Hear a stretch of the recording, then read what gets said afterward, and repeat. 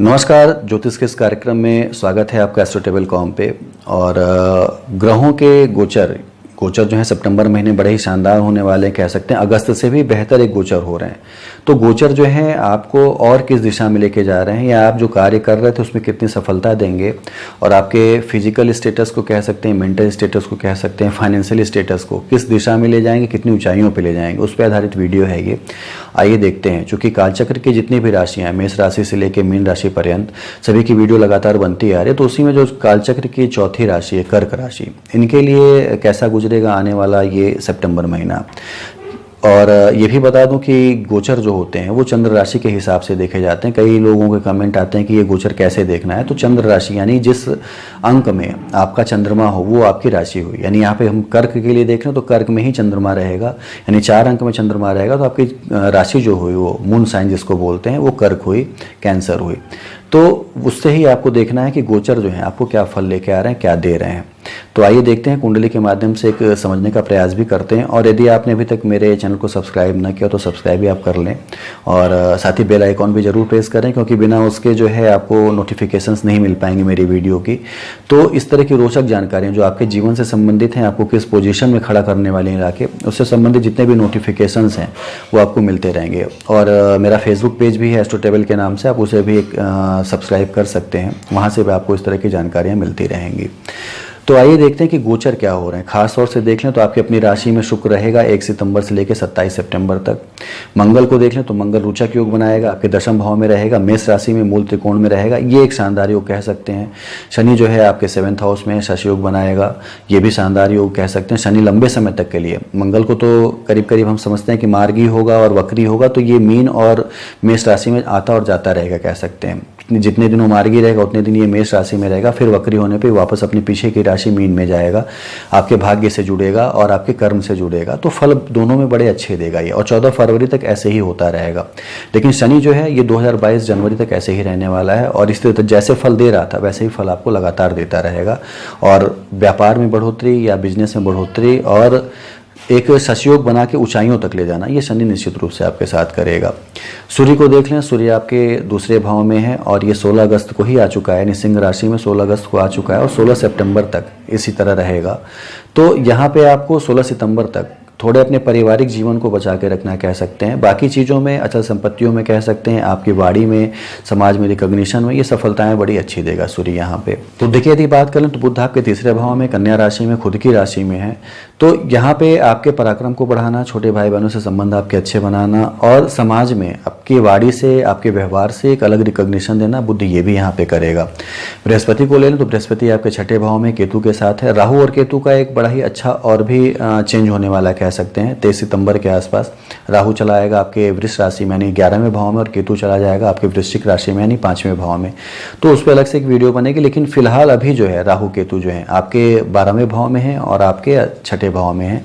तो यहाँ भी ये फल जो देना था दे रहे थे। चूंकि राहु जो है कह सकते हैं 12वें भाव में था, तो व्यर्थ के खर्चे बढ़ाना और मानसिक एक तरह से चिंता बनी रहना, दिमाग में शांति न रहना, ये सारी चीज़ें फिलहाल दे रहा था। लेकिन अब उसके गोचर जो है, चूंकि राहु का लाभ भाव में जाना एक बड़ा ही अच्छा फल देगा। और मतांतर से देखा जाए ज्योतिष में तो राहु को वृष राशि में भी उच्च का ही माना जाता है। तो यहाँ पे लाभ भाव में उच्च का होना यानी अलग अलग तरीकों से धन का लाभ कराना, ये सारी चीज़ें आपको देगा। और केतु भी वृश्चिक राशि में रहेगा, तो पढ़ाई लिखाई से संबंधित चीज़ों में कुछ ना कुछ फायदे जरूर देगा केतु भी यहाँ पे। हालांकि उसके कुछ नुकसान भी हैं, उस पर जब इन पर अलग से वीडियो बनेगी तो चर्चा होगी। फिलहाल ये सितंबर महीने का गोचर है, तो इस पर ये चर्चा है कि राहु केतु भी चेंज होंगे। बृहस्पति जो है आपके छठे भाव में रहेगा, और छठे भाव से उसके जो 3 दृष्टि यानी 5, 7 और 9 जो है आपके दशम भाव को, आपके 12वें भाव को और आपके दूसरे भाव को प्रभावित किए रहेंगी। साथ ही शनि को मैंने पहले ही बताया और मंगल को मैंने पहले ही बताया कि कैसे कैसे गोचर कर रहा है। अब आइए इनके फल जानते हैं कि क्या क्या मिलेंगे। मंगल को ले लेते हैं हम, आपके दशम भाव को ले लें। रोचक योग बनना है यानी समाज में रोचक योग जिसके भी कुंडली में होता है तो समाज में उसे अलग तरह से एक रिकॉग्निशन मिलती है, यानी पहचान उसकी जो होती है, उसका नाम जो होता है, उसका फेम जो होता है वो अलग तरीके से बढ़ता है। और कम जगह, कम यानी छोटे घरों में पैदा होकर, जैसे शनि फल देता है वैसे रुचक योग भी फल देता है। यानी शश योग और रुचक योग ये पंच महापुरुष के योगों की श्रेणी में आते हैं। और दोनों ये दिखाते हैं कि यदि आप छोटे जगह पे पैदा हुए, छोटे घर में भी पैदा हुए हैं, या मध्यम वर्ग में पैदा होकर आप एक उच्च श्रेणी के बन जाते हैं, या कह सकते हैं कि कुलीन बन जाते हैं, धनिक और संपन्न बन जाते हैं, समाज में रिकॉग्निशन बन जाती है। तो मंगल और शनि ये दोनों ही यहाँ पे देंगे आपको, एक शश योग और एक रुचक योग। तो रुचक योग की बात करें तो मंगल जो है आपको यहाँ पे ले जा रहा है। उसकी दृष्टि यदि आप देखें तो चौथी आपके लग्न पे पड़ेगी। लग्न को मजबूत बनाना, आपके शरीर को मजबूत बनाना, और आपका कह सकते हैं आउटवर्ड अपीयरेंस इतना अच्छा हो जाएगा कि आपकी पर्सनालिटी देख के भी आपके कई कार्य हो जाएंगे। आपकी वाणी इतनी अच्छी हो जाएगी कि आप जो बोलेंगे वो चीज़ें जो हैं सुन के उससे प्रभाव इतने ज़्यादा रहेंगे कि आपके कार्य पूरे होंगे मंगल के इस प्रभाव से। साथ ही मंगल को देख लें तो उसकी 7वीं दृष्टि आपके चतुर्थ भाव पे है, सुख के भाव पे है। सुख को बढ़ाना, और ख़ासतौर से वो लोग जो मल्टी स्टोरीज़ के बिजनेस से जुड़े हैं या भूमि के खरीद फरोख्त से जुड़े हुए हैं, लैंड के बिजनेस से कह सकते हैं, तो यहाँ पे इनको सफलता मिलनी तय है। ज़मीनें जो नहीं बिक रही थी उनका बिकना, ज़मीनों से पैसे मिलना और फ़ायदे कमा लेना, ये सारी चीज़ें मंगल देगा। साथ ही मंगल की यदि हम 8वीं दृष्टि देखें तो आपके पंचम भाव पे है। तो वो लोग जो कि पुलिस, सेना या किसी प्रशासनिक एग्ज़ाम को दे रहे थे उनको भी सफलता मिलनी तय है, क्योंकि दशमेश और पंचमेश का जब भी रिलेशन हो तो ऐसे आदमी का, और ख़ास तौर से मंगल जब उस जगह पे हो या सूर्य उस जगह पे हो, तो निश्चित रूप से ऐसा आदमी प्रशासन में बड़े उच्च पद को प्राप्त करता है। और सेना में कह लें या पुलिस में कह लें या कह सकते हैं ISPCS के किसी एग्ज़ाम में कह लें, प्रोविंशियल सर्विसेज में, इन सबों में सफलता मिलने एक तरह से तय हो जाती है। तो वो सभी के लिए, खासतौर से हम देखें तो ये जो 12 राशियाँ, उनमें से कम 6 या 7 राशियों के लिए ऐसे योग बने हुए हैं कि ये लोग यदि प्रोविंशियल सर्विसेज का एग्ज़ाम दें, ISPCS किसी का एग्ज़ाम देते हैं या पुलिस का किसी का एग्ज़ाम देते हैं, तो सफलता इनको मिलनी तय है, उसमें उच्च पद का प्राप्त होना तय है उसमें। तो यहाँ पे मंगल ये फल लेके आ रहा है। खासतौर से संभल के रहना होगा आपको, चूँकि आप देख सकते हैं कि मंगल की दृष्टि पंचम पे हो, तो प्रेग्नेंट औरतों के लिए थोड़े समस्याजनक हो जाता है, थोड़ा उनको संभल के रहना चाहिए, अबॉर्ट होने के खतरे बढ़ जाते हैं, लेकिन फिर भी चीज़ें जो होती हैं वो अच्छी मिलती हैं यदि आप अपने कर्म को अच्छा रखते हैं तो।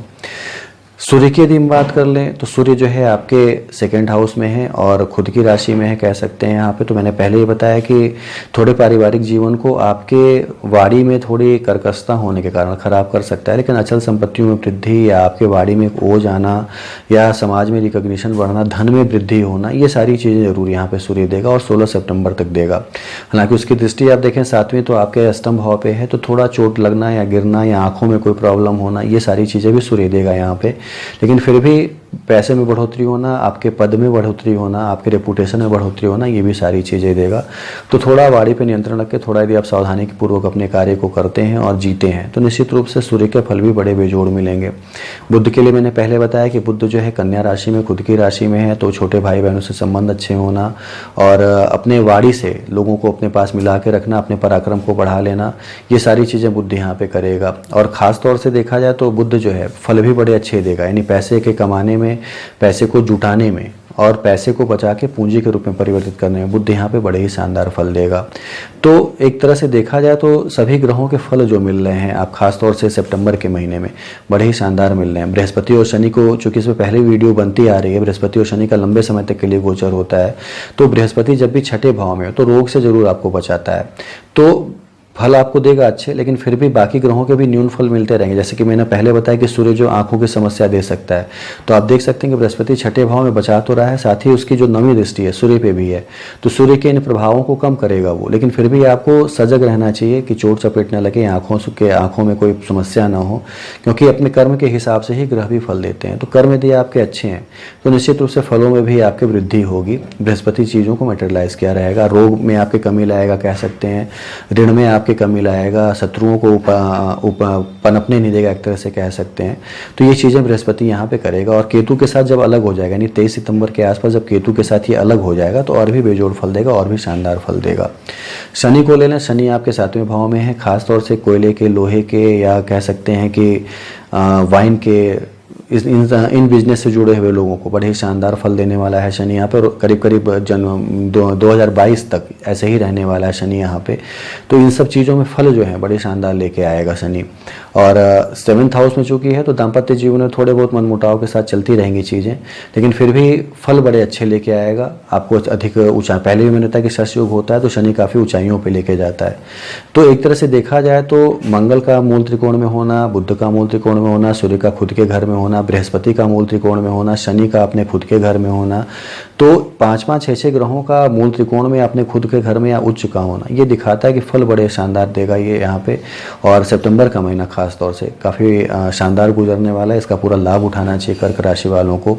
शुक्र की लिए भी बात यदि हम करें, शुक्र को भी मैं देख सकता हूँ कि शुक्र आपका 11वें भाव का और आपके चतुर्थ भाव का लॉर्ड होकर आपके लग्न में बैठा हुआ है, कर्क राशि में बैठा है। तो निश्चित रूप से जब आपके लाभ भाव से संबंधित हो और आपके सुख के भाव से संबंधित हो और आपके लग्न में आ जाए तो सारी चीज़ों में बढ़ोतरी तय है। यानी आपका लाभ बढ़ना, आपके सुख में बढ़ोतरी होना, माता पिता से संबंध आपके अच्छे बन जाना। तो जहाँ कुछ ग्रह आपके संबंधों को खराब कर रहे हैं वहीं कुछ ग्रह अच्छे भी कर रहे हैं। तो एक तरह से एक मध्यम फल जो है चलता रहेगा।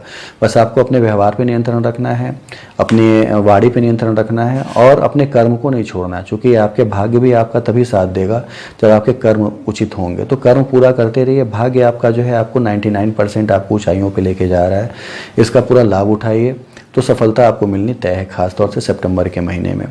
तो ये पूरा गोचर था। पूजा आपको करनी है यदि तो पूजा आप कह सकते हैं हनुमान जी की, और चूँकि कलयुग में उन्हीं को जीवित देव माना जाता है, हनुमान जी को ही, तो उनकी आराधना आप जरूर करें और बजरंग बाण का पाठ करें, हनुमान चालीसा का पाठ करें। और देखा जाए तो शनिवार मंगलवार यदि आप इतना करते हैं तो भी आपको सफलता बड़ी अच्छी देंगे। आपके बुरे प्रभाव जो हैं ग्रहों के उनमें कमी भी ले आएंगे। और रोज़ जाते हैं यदि हनुमान मंदिर तो और भी बेहतर है। और निश्चित रूप से आपके जीवन में जो है अच्छाइयाँ आती जाएंगी, आपका जीवन जो है वो उन्नति के मार्ग पे एक बढ़ता जाएगा कह सकते हैं। तो इतनी चीज़ें करिए, बाकी ये शुभकामनाएं आपको हैं। और वीडियो कैसे लगे जरूर आप लाइक और कमेंट भी करें। नीचे दिए नंबरों पे आप अपने सवाल भी पूछ सकते हैं, उनके भी उत्तर आपको समय के हिसाब से दे दिए जाएंगे।